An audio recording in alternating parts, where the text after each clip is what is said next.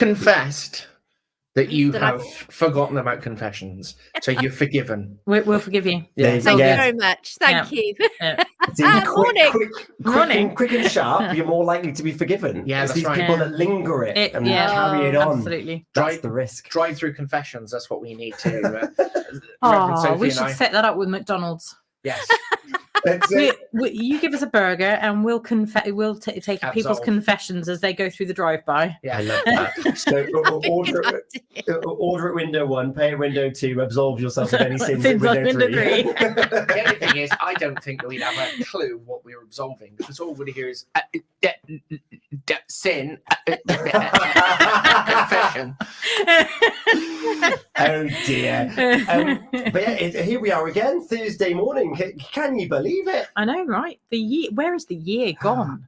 It's no, on the next Cracker Tuesday, it'll be October. It will be October. Nuts, craziness, absolute craziness. How has that happened? And then Father Neil and I are on the slippery slope towards Christmas, where we just go a little bit doolally. Yes. It only feels like a couple of weeks ago that we were just coming out of it. I've had a mild case of the doolally.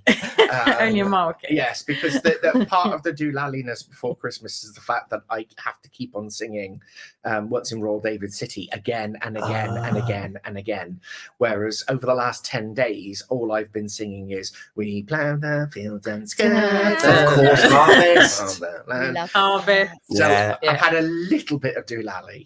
So where I'm just walking around the house singing that to myself. Yeah. So amazing. Well, you're quite strict when it comes to carols as well. So we'll cross that bridge a little bit later on in the year. Yeah, it's true. This is true. Reverend Sophie, you quite so strict? Not quite so strict. No. Do I look like the strict sort to you? No, not quite. Not. We're here though. We've convened the breakfast show with Gina and Tom and Folly Farm and Alive and Kicking with Father Neil, Reverend Sophie for a very important matter. Gina, it's that time of the week where we look at someone's plight. Yes, I cannot wait to find out who is confessing. Maybe we won't know who it is. And we're going to see if they are going to be forgiven or not. But before all that, we've got a little dance to do. We do. My finger's on the button. Are you ready? I'm ready. Yeah. These are my confessions. These are my confessions. These are my confessions. Father Neil, we turn our attention back to you for this week's confession. This week's confession is entitled Bathroom Intruder. Oh dear. Why are you looking at me when you say that? Because I'm waiting for you to react on camera. So you've got to try to keep your face straight. Okay. Oh no. I'm not good at keeping my face straight at the best of times. I am a 20-year-old. I'm speaking for the person. I am a 20-year-old woman who lives with my parents, my sister, our 2 dogs, and our hamster here in Haverfordwest. That gives it away. I said, keep a straight face. I did not keep a straight face. No, you just verbally blurted. This is an anonymous person. It is an anonymous one. Anonymous one. But it doesn't help that Reverend Sophie has suffered from premature blurtation this morning. Right, I'll start that again. Dear Alive and Kicking, G&T and Folly Farm and everybody in Pure West Radio, I'm a 20-year-old woman who lives with my mother, my father, my older sister, our 2 dogs and my hamster here in Haverfordwest. Recently, I found myself in the house completely by myself, apart from the animals, and decided that I was going to take a shower after having worked all day. Imagine my surprise when, wrapped in a towel and just about to turn the shower on, I heard movement outside the shower door. I was convinced that somebody was standing there. There was even a slight knocking on the door. Immediately paranoid, I texted my father, "Help, help, help. There's somebody in the house. Is it you?" My father was working at the time and replied, "No, I'm sure it's fine. Just open the door and have a little look." "No, no, no, I'm going to be killed!" Exclamation mark, exclamation mark, exclamation mark. Oh my goodness. "I'm sure you're not," was the text reply, "because I locked the house up when I left." No, no, no, I need to call the police. Oh my word. Gosh. Reply from the father, I'm on my way now. Father gets in the car, leaves what he's doing, with his very important work for lots of people, starts to drive to the house, and then a text message comes in and goes, bing, don't worry, it's all fine, go back to work. Father turns round, goes back to work. Should I tell my father that the bathroom intruder was the hamster that I put in its ball that had rolled out of my bedroom, was rolling around the landing and bumping into the door? Or, despite his frequent interrogations, should I continue to deny all knowledge of the incident? Deny all knowledge of all, even of the text messages? Yep. Never happened.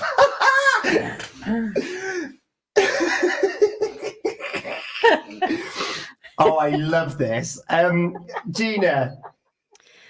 I knew it was going to be an animal. I thought it was going to be the dog. I wasn't expecting a hamster and a ball.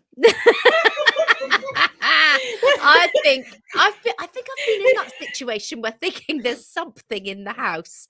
What is it? And you sort of try and think, and it is that situation of I'm here on my own, but there's definitely a noise, and it's that panic. You know, you do panic, but I don't know whether I'd be calling the police. I might just be I don't know. I'm torn. I'm going to wait to hear a little more. I think this morning I'm not jumping right in there. You're going to wait, Reverend Sophie. Your initial thoughts. I hate you.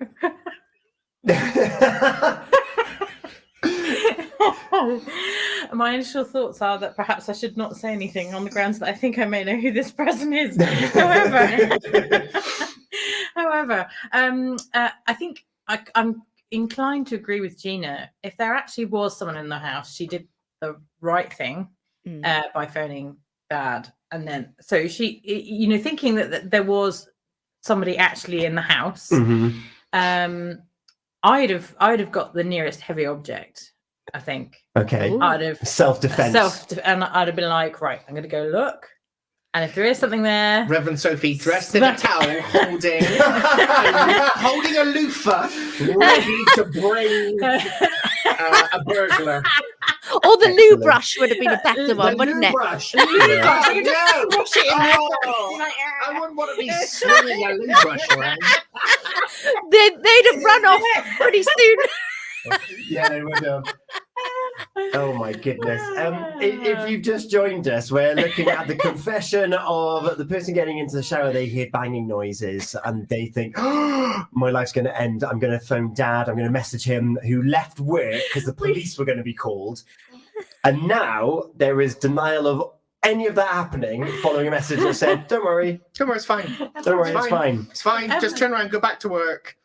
And Dad comes home and goes, so what happened? Nothing at all. But I've had these. No, nothing. You're not going to tell me what happened? No. Or do you forgive? I'm like Reverend Sophie. If you're home alone, the nights are drawing in. It's getting dark now. We're coming into that in that bewitching month, October, and everything that all the imagery that conjures up. If you're there and maybe you've watched a film, you think, oh, what's that? Do you know? I was just thinking Psycho. I was like, all the tomato ketchup in the shower. Yeah. I forgive that element of it. Yes. Yeah, that's fine. Yeah. Like, our imaginations are allowed to run wild. as they do. However, to send a series of messages saying, I'm calling the police, like big panic stations here. If you're a parent, you're a parent, you're thinking, I need to get home. Whether it's real or not, there is genuine panic that's happening. I must be there for my family. Yeah. So you go home and then not even make it home and then be told, oh, that's all right. Yeah. It's okay. And then have the whole thing denied. Yeah, never happened. No, that's not right, is it? Because isn't there a thing of these messages, or have they been unsent?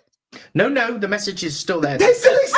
Oh, so Yeah. Yes, the young lady concerned has been confronted with a message. Don't know what you're on about. That's not from me. Don't know where you got those from. No plausible deniability, just a stone wall of silence. Fortunately, a little bit of extra information. The reason the father knows that it was the hamster is because the older sister threw her sister under the bus. So he found out from another source. I love that. That poor little hamster causing terror. Yeah. Poor little Oreo. Bludgeoned to death by a hamster. The image of coming out the toilet brush and just hoiking a flyby in toilet brush on the hamster ball. Yeah. Gone. 4. I can forgive the other things, but that panic, because when a message, you don't know how that's being read or whatnot. I don't know if I can forgive that stonewall denial unless maybe sometime relatively soon the father's favourite beverage is prepared. Oh, now I like the sound of that. Yes. Yes. Yes. A good strong cup of coffee, I'd say. So there's not a direct Black. acknowledgement. Black. Yeah, black coffee. No sugar. No sugar. And you put that down, and there's a wry smile and maybe a wink. A wink, yeah. And then at that point, I think I would be able to fully forgive. But at this moment in time, the panic and the upheaval from work, I don't know if I can because of the stonewall denial. It's nuanced, isn't it? I feel like there's a bit of a self-preservation thing going on here, though. I think this person, it's more about being embarrassed about being terrified by a hamster. And it's definitely a self-preservation thing. I'm going to take it one step further now. Okay. Yeah, I think that I know that the father has forgiven the daughter. Oh, good. So that's. But however, will the daughter ever forgive the father for putting it on the radio? Casting this on the radio. For those of you who have been listening and haven't twigged, I am the father. I am your father. So, Meg, I don't know whether you're going to forgive me ever talk to me again for putting your hamster-based shame across the Pembrokeshire airwaves. Did she not know that this was coming? No. Oh my coffee coming after all. Denise Dargan, morning. Oh my goodness, you lot are wicked, lol. Gina, you were on the fence a moment ago. I was on the fence. Well, I think sort of not acknowledging this at all, the messages being there, so there's proof of it as well, is, you've just got to say, yes, it happened. Here's a nice coffee. So I'm not forgiving because the person is not owning up to those messages and the whole thing that happened. So do you forgive the father for then throwing his daughter under the bus? No. On the radio? No, you're not forgiven. I'm not forgiven. You're not forgiven. Reverend Sophie, we come back to you because we know that we've got a pre-forgive here already. Yeah. However, there might not be a reciprocal one. Meg's is most definitely forgiven. Most definitely. My daughter, yeah. Meg's is most definitely forgiven because knowing her father as I do, I would be just as belligerent as well. Oh, yeah, he's winding her up all the time, isn't he? Yes, he spends his entire life winding him up. Oh, there we go. She's forgiven. She's definitely forgiven. Yeah, on And all as far as Neil's concerned, no, he's not forgiven for blasting it all over the radio without telling her. No forgiveness for you. Oh my Well, you know what they say? It's better to beg forgiveness than it is to ask Ask permission. permission. This is a very good point. So, That was my entire curiosity. my training income kept on saying to me, it's always better to ask for forgiveness than permission. I'm not sure. Tom, what say you? Is my daughter forgiven? And then, as a codicil to that, am I forgiven? So I'm going to look at it objectively. So I'm sticking with my decision You because can tell he studied the law, can't you? Yeah. Even-handed, fair, generous to his colleagues. Always going to prefer his colleagues over sort of like their family members. Well trained in the law. Yeah. well trained in the Do you law. take bribes? Yeah. So that hot drink you were talking about. So I'm going to stick because I think all of you have forgiven the act of not saying, but I also don't think I can forgive blasting it on the radio and on social media. So I think that's 3 not forgivens for Father Neil. Yes. I forgive myself. Yeah, I think yeah, I 1, think 2, 3. Yeah. Yes, yeah. However, for you, but I do believe that even without a favourite beverage being prepared, I think that there was Forgiveness. Yeah. Yeah, just because she's my daughter and she's got to put up with me, basically. Basically. That's pretty much it. Denise, interested to know what your thoughts were, and if you're watching along, add your comments over on Facebook, on Instagram. But otherwise,